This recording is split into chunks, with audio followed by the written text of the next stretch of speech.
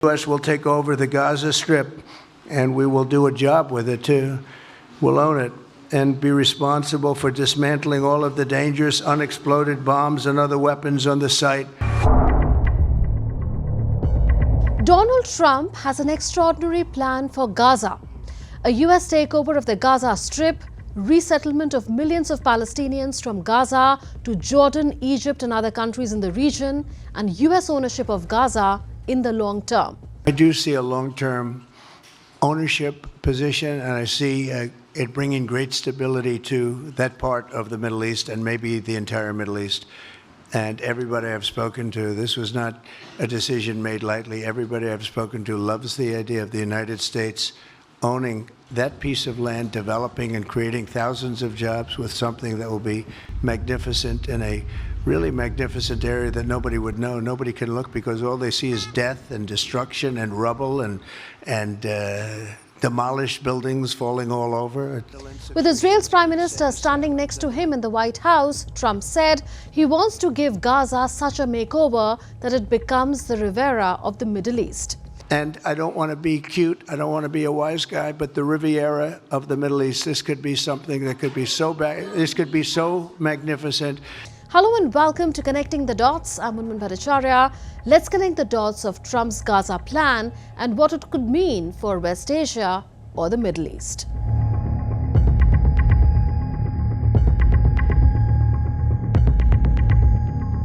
Trump's plan may not be restricted to cajoling or persuading Palestinians to leave and resettle elsewhere.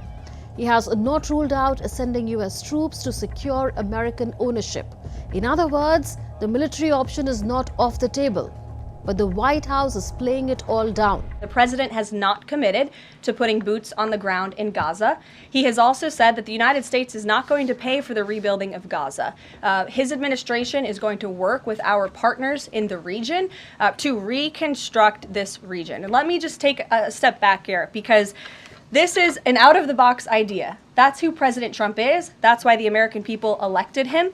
And his goal is lasting peace in the Middle East for all people in the region. The president's made it clear that he expects these nations in the region to step up and to accept Palestinian refugees who will be temporarily relocated for the rebuilding of Gaza. Sections of the media called it a massive rowback by the Trump administration on the Gaza plan. They say Trump was clear about a permanent relocation of Palestinians out of Gaza, but hours later, White House Press Secretary calls it a temporary relocation.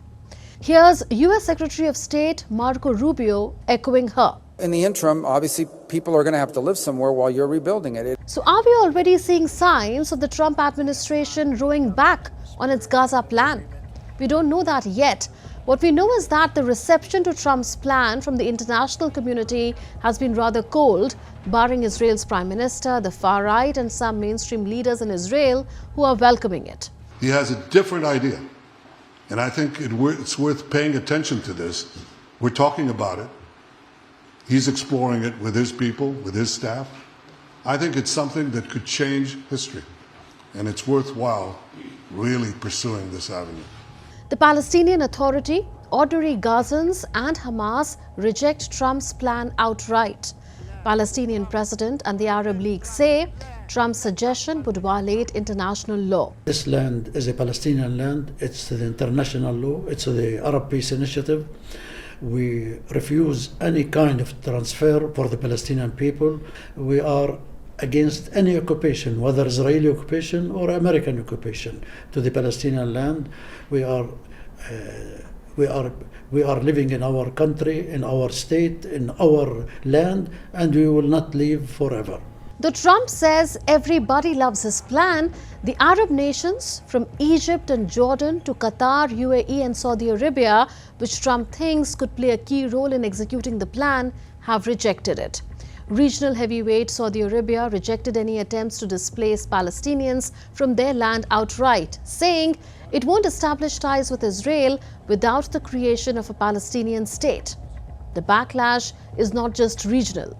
Trump's Gaza plan is drawing global flack. The United Nations says any forced displacement of people would be ethnic cleansing, and governments around the world US allies and foes alike are dismissing the plan too. They must be allowed home. They must be allowed to rebuild, and we should be with them in that rebuild on the way to a two-state solution. The Australian government support, on a bipartisan basis, a two-state solution in the Middle East. Middle East settlement can only take place on a two-state basis. China has always believed that the Palestinians governing Palestine is the basic principle of post-war governance in Gaza. So why has Trump's Gaza plan created such a huge flutter? It is a big deal because it shatters decades of US policy on the Israeli-Palestinian conflict that favored a two-state solution for Israel and Palestine. Though Trump has refused to clarify if the US has indeed stopped supporting a two-state solution. The two-state solution is an internationally backed formula for peace between Israel and the Palestinians. It proposes an independent Palestinian state in the West Bank and Gaza, with East Jerusalem as its capital. It would exist alongside Israel. Israel rejects such a solution. It says any final settlement must be the result of negotiations with the Palestinians, and statehood should not be a precondition. The Palestinian Authority backs a two-state solution, but Hamas does not because it is opposed to the existence of Israel. Trump's new plan contrasts his own Peace to Prosperity plan of 2020, which presented a comprehensive pathway to a Palestinian state, although with severely limited sovereignty and unprecedented concessions to Israel. So what happens now? Is Trump's Gaza plan achievable? American officials insist it is realistic. We have to look realistically. How do you rebuild Gaza? What does that look like? What's the timeline? I think a lot of people were looking at very unrealistic timelines. We're talking 10, 15 years, not the 5 years. And so that is what... As to where people will go, that's a big issue, and we have to solve that. And that's what we're here to do, and that's what the president has tasked us with. And we're looking to a number of our allies, partners in the region. We have to collectively solve this problem. Everyone's heart breaks for this war that Hamas started and what has happened to these people that Hamas was willing to sacrifice to turn global opinion against Israel. But now we have to collectively come up with some problems, and I think the president has taken a very common sense approach. But many are writing it off as unrealistic. I think he's just making things up off the cuff. Most certainly there's no plan behind this. And if there is, it's not a plan that has any connection to reality in today's Middle East, and certainly not in consultation with the Palestinians or neighboring countries like Egypt and Jordan, which reject the first step in his plan, which is to remove all the Palestinians of Gaza and put them in their countries. Here's why the plan faces serious hurdles. 1. Palestinians don't want to leave. They see Gaza as an integral part of their national homeland. They aspire for an independent state with Gaza, the West Bank, and East Jerusalem in it. These are territories Israel captured in the 1967 war. Most Gazans are descendants of refugees from the 1948 war surrounding Israel's creation, when hundreds of thousands of Palestinians fled or were driven out of what is now Israel in what is called the 1948 Nakba.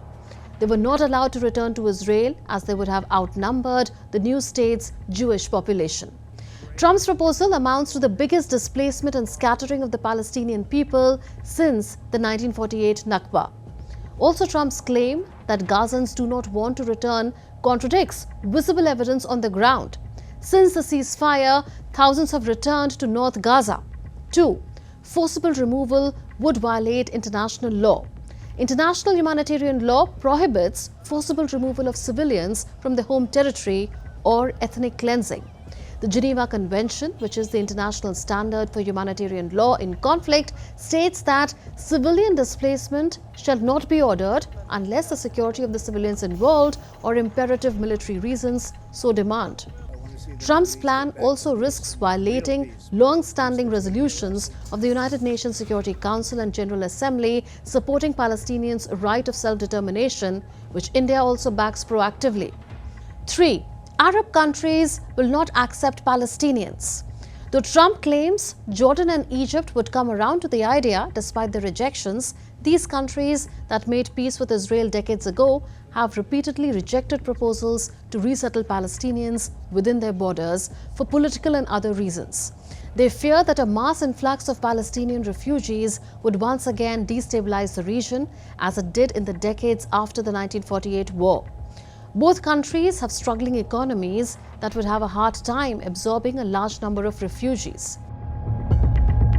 Trump suggested wealthy Gulf nations could pay to resettle the Palestinians, but no one has come forward to foot the bill, so that appears unlikely. 4.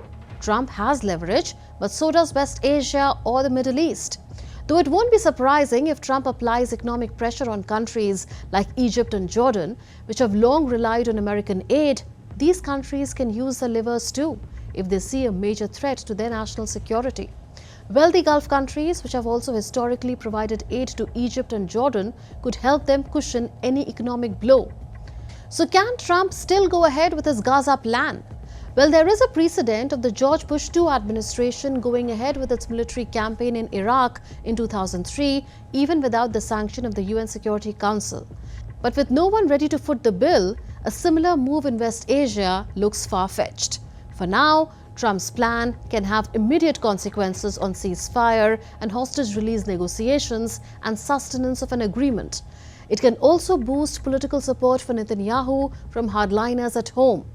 Who knows if Trump's suggestion is a negotiating ploy or a reassertion of his sudden imperialist streak after eyeing territories like Greenland, Panama Canal and Canada, or mere bluster from an ex-real estate tycoon or something more meaningful.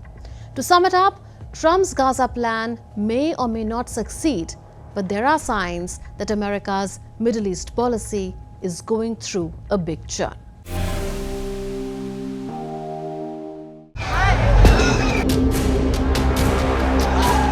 The historic residence of Bangladesh's founding father, Bangabandhu Sheikh Mujibur Rahman, vandalized and set on fire.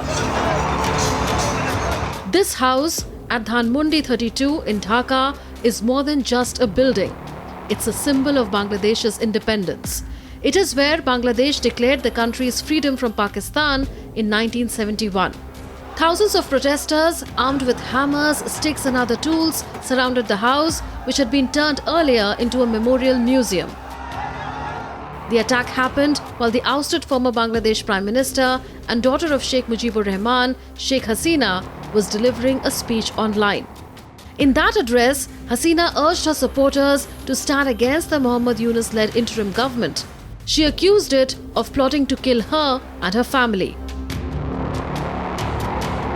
The attackers wanted to disrupt Hasina's address. As we know, yesterday in media, Hasina came and she gave a speech to the nation, which we didn't want. That's why people gathered here to destroy their whole place. Tragically, Bangabandhu's residence is also the site of a past tragedy. In 1975, Rahman and most of his family were assassinated in this very house. This event had plunged Bangladesh into political turmoil and led to years of military rule. Hasina had survived the attack as she was away at the time. Decades later, Hasina went on to become Bangladesh's Prime Minister. She honored her father's legacy by turning the house into a museum. Cut to 2025, Bangladesh is facing another major crisis. Tensions have been rising since student-led protests ended Hasina's 16-year rule in August, forcing her to flee to India. The same month, Bangabandhu's golden statue was pulled down by angry mobs in Dhaka. These attacks underscore the deep divisions and instability currently gripping the nation. Under Yunus's rule, Bangladesh is erasing Sheikh Mujibur Rahman's heroic legacy as the leader who spearheaded the country's liberation struggle and helped it emerge as an independent nation from Pakistan. Such attacks are a blow to Bangladesh's heritage and a worrying sign for its future.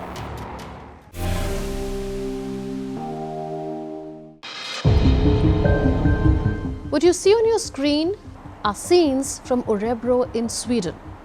There was heavy deployment of police after the city witnessed Sweden's deadliest gun attack earlier this week. At least 11 people were killed and several others injured after a mass shooting incident in a school.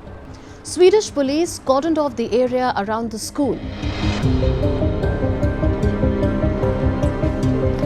Örebro is about 200 kilometers west of Stockholm, the capital of Sweden. Police received reports of a shooting that took place at 12:33 local time on Tuesday at campus Risbergska School. It's a type of school for adults known as komvux in Swedish. It is primarily for people who did not finish primary or secondary education. The campus where this adult education center is located also houses schools for children. So who was the attacker?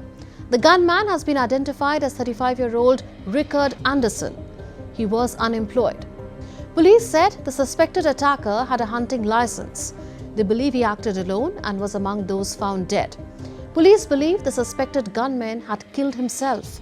According to police, the attacker did not have any criminal record and no gang connection.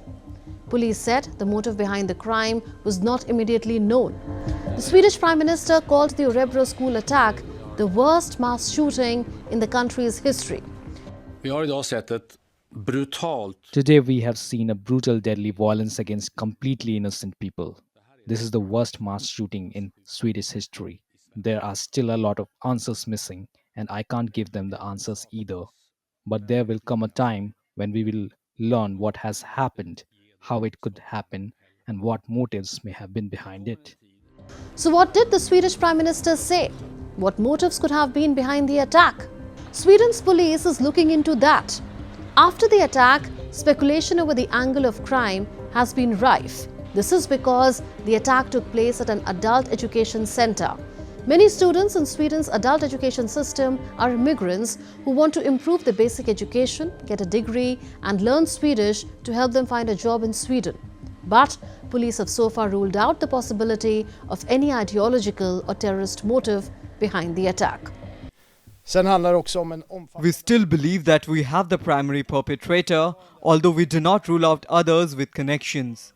He is not yet known to the police and has no connection to any gang. What we believe is that it's a lone perpetrator. At present, we do not believe that there is any terrorist motive behind it.